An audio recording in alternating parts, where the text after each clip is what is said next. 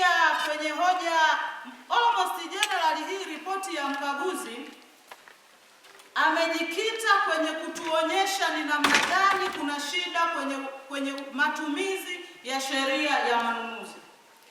Ukiangalia hoja namba 3, Mheshimiwa Mwenyekiti, inasema makusanyo yamekusanywa lakini hayakupelekwa benki milioni 330 na point, milioni 33 na point.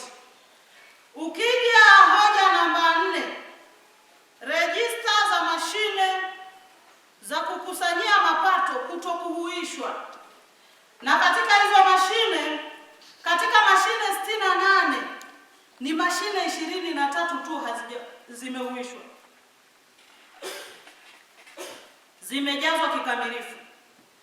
Kwa hiyo kuna mashine zaidi ya 40 ambazo hazijahuishwa, na ndio mashine ambazo zinatusaidia sisi kukusanya mapato. Naungana na wachangiaji waliopita, lakini nitatofautiana nao kidogo. Kwenye makosa, Mheshimiwa Mwenyekiti, huwa hatushauri. Kwenye makosa tunaazimia, tunatoa maagizo. Kwenye makosa tunafanya maamuzi magumu kama baraza la madiwani. Hizi ni jinai. Sheria ya manunuzi imevunjwa. Sisi kama baraza la madiwani tukiongozwa na mwenyekiti wa halmashauri tunatakiwa kuazimia dhidi ya haya makosa yaliyo wazi na sio kushauri. Unashauri wizi? Ukija tena hoja namba 5, malipo yasiyokuwa na viambatanisho. Ukija huku mbele ambayo ni ya shilingi milioni 315, yaani milioni 315 hazina viambatanisho, halafu huku mbele tunashauri viambatanisho vitafutwe.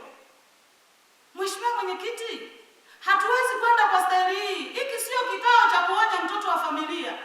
Hiki ni kikao cha kuamua hatima ya Watanzania. Huwezi kushauri malipo ya milioni 315 hayana viambatanisho eti unashauri. Kwa hiyo unashauri akafoji risiti, si ndio? Ndio maana yake. Malipo yanapofanyika lazima risiti ya tarehe hiyo itoke, yenye tarehe husika, muda uonekane na lengo la hayo malipo yalikuwa ni nini. Mkisoma huku mbele wanasema baadaye ni kama viambatanisho vilikuja kupatikana. Maana yake mimi na wewe hatujui hivyo viambatanisho vilikuwa ni viambatanisho sahihi au vilifojiwa.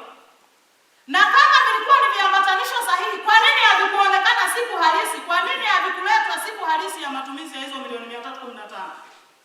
Ukija namba 6, Mheshimiwa Mwenyekiti, inasema malipo yaliyofanyika bila kuwepo kwa stakabadhi za kielektroniki yenye thamani ya shilingi milioni 264. Hivi inakuwaje yamefanyika malipo ya milioni 264, Mheshimiwa Mwenyekiti, halafu hayana electronic transaction? Sasa hivi tuna sheria ambayo inataka malipo yote yafanyike kielektroniki. Sasa haya hayajafanyika kielektroniki, manake na haya hayana stakabadhi za malipo. Tunashauri nini hapo? Ubadhirifu au ukosefu au uvunjifu wa sheria huwa hatushauri, Mheshimiwa Mwenyekiti, tunachukua hatua. Ukija namba 8, hati za malipo zilizokosekana wakati wa ukaguzi, shilingi milioni 462. Katika ukaguzi wetu tumebaini kuwa kiasi cha shilingi milioni 462 ni hati za malipo zilizokosekana wakati wa ukaguzi. Yaani milioni 462 hati za malipo hazionekani. Ukija hapa mbele, majibu ya management yamezingatiwa. Hati za malipo zenye jumla ya shilingi milioni 390 imeonekana zimefuatiliwa, na hati hizo zimeonekana. Huku zilizoibiwa, sivyo zimeibiwa, zilizotumika bila utaratibu ni milioni 462. Ukija hapa mbele ambazo malipo yake stakabadhi zake zimeonekana ni milioni 390. Hii milioni 100 nayo imeenda wapi? Malipo yake yako wapi? Ndio mchangiaji. Ndio Mheshimiwa Mwenyekiti. Kwa kumalizia nikupe sekunde 15. Asante. Lakini ukija namba 9, malipo yamelipwa kimakosa lakini hayajarudishwa milioni 100 na 1040.